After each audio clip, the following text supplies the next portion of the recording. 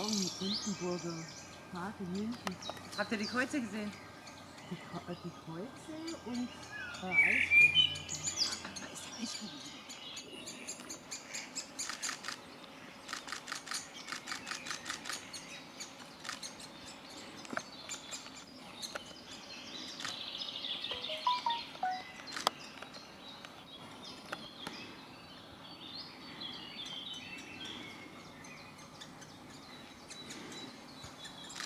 Jetzt kommt sie wieder.